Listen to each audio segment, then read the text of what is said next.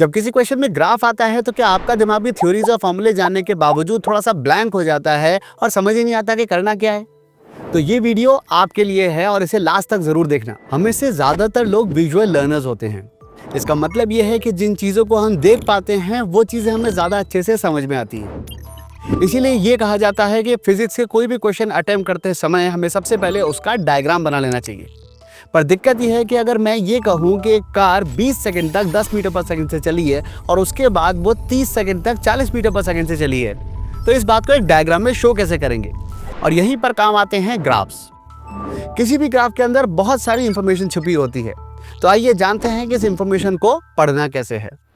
Graph सिर्फ एक mathematical diagram नहीं है, ये अलग अलग वेरिएबल्स के बीच एक रिलेशनशिप दिखाता है। किसी भी ग्राफ के अंदर दो एक्सिस होते हैं, एक एक्स एक्सिस और एक वाई एक्सिस। मान लीजिए कि अगर मैं इस ग्राफ के अंदर एक्स एक्सिस को किसी पार्टिकल का एक्स कोऑर्डिनेट मानता हूं और वाई एक्सिस को उसी पार्टिकल का वाई कोऑर्डिनेट मानता हूं। अब मान लीजिए कि अगर मैं एक कार की मूवमेंट को इस ग्राफ के थ्रू देखता हूं तो ये ग्राफ मुझे एग्जैक्टली ये बताता है कि उस कार का पाथ कैसा था, जिसे ट्रेजेक्टरी भी कहते हैं। यानी कि कार का जब एक्स कोऑर्डिनेट एक पर्टिकुलर वैल्यू पे था तो उस इंस्टेंट पे कार का वाई कोऑर्डिनेट क्या था, and so on and so fourth. इस बात से हमें यह पता चलता है कि कार किस रास्ते होकर गई है। पर क्या हम ये भी पता कर सकते हैं कि कार कितनी तेज गई है? नहीं, क्योंकि यहां पर टाइम का फैक्टर मिसिंग है। मान लीजिए कि मैं एक और ग्राफ बनाता हूं जिसमें एक्स एक्सिस पर मैं टाइम को रखता हूं और वाई एक्सिस पर उस पार्टिकल का पोजीशन कोऑर्डिनेट रखता हूं। यहां नोट करने वाली बात यह है कि यह कार सिर्फ स्ट्रेट लाइन में ही मूव कर रही है। अब अगर मैं यहाँ पर सिर्फ इसका पोजीशन कोऑर्डिनेट चेंज करूं और टाइम चेंज ना करूं तो उस केस में ग्राफ एक वर्टिकल स्ट्रेट लाइन बन जाएगा। लेकिन हम सब ये जानते हैं कि ये बात गलत है, क्योंकि समय बड़ा बलवान है और वो किसी के लिए नहीं रुकता। अब अगर टाइम के साथ पार्टिकल का पोजीशन कोऑर्डिनेट बदलेगा तो उस केस में ग्राफ कुछ इस तरीके से आगे आएगा। तो अलग अलग टाइम पे उसका अलग अलग पोजीशन कोऑर्डिनेट दिखेगा। यहाँ हम ये देख सकते हैं कि अगर वो कार अपनी जगह से मूव नहीं कर रही है तो हर इंस्टेंट पे उस कार का पोजीशन कोऑर्डिनेट सेम रहेगा। यानी कि पोजीशन टाइम ग्राफ एक हॉरिजॉन्टल स्ट्रेट लाइन आएगा। साथ ही हम ये भी देख सकते हैं कि अगर वो कार तेज जाएगी तो ग्राफ का स्लोप ज़्यादा होगा और अगर वो कार धीमी जाएगी तो उस ग्राफ का स्लोप कम हो जाएगा। अगर कार वेरिएबल वेलोसिटी से जाती तो इस ग्राफ का स्लोप भी बदलता रहता। अगर कार तेज हो जाती तो स्लोप बढ़ जाता और कार स्लो हो जाती तो स्लोप भी कम हो जाता। यहाँ पे ग्राफ के स्लोप से मतलब है कि उसकी चढ़ाई या उसकी ढलान, जिसे हम लोग ग्राफ के उस पॉइंट पर खींची गई टेंजेंट के स्लोप यानी कि tan थीटा की सहायता से डिफाइन करते हैं। और देखते ही देखते हमने पोजीशन टाइम ग्राफ बना लिया।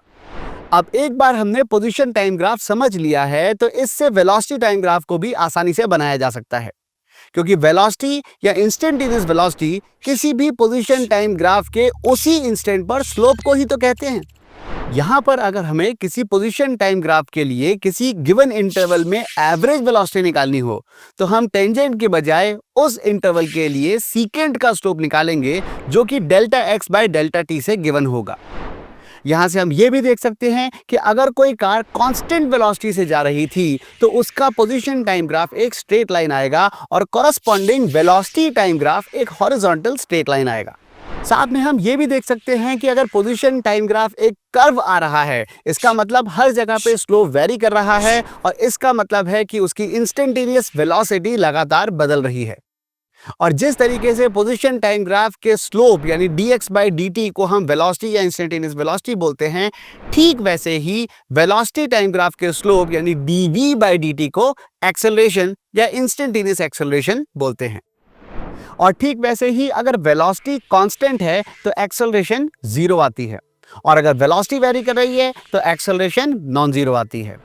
यहाँ पर एक बात नोटवर्दी है कि अगर किसी रीजन में किसी पार्टिकल की एक्सेलरेशन पॉजिटिव है, इसका मतलब है कि dv बाई dt पॉजिटिव है, मतलब वेलोसिटी बढ़ रही है, तो उस रीजन में उस पार्टिकल के लिए पोजीशन टाइम ग्राफ एक स्माइलिंग फेस बनता है। बट ठीक इसी तरीके से अगर किसी रीजन में उस पार्टिकल के लिए एक्सेलरेशन नेगेटिव है, जिसका मतलब है कि dv बाई dt नेगेटिव है और वेलोसिटी कम हो रही है, तो उस रीजन में उस पार्टिकल के लिए पोजीशन टाइम ग्राफ एक क्राइंग फेस बनता है। तो मुझे उम्मीद है कि अब आपकी ग्राफ की क्लैरिटी पहले से बेहतर हो चुकी होगी। तो आइए अब हम कुछ सिंपल क्वेश्चंस सॉल्व करते हैं। अगर आप चाहते हैं कि ऐसी वीडियोस मैं किसी और टॉपिक के बारे में भी बनाऊं तो मुझे कमेंट्स में लिखकर बताइएगा। तब तक keep doing your best and keep growing.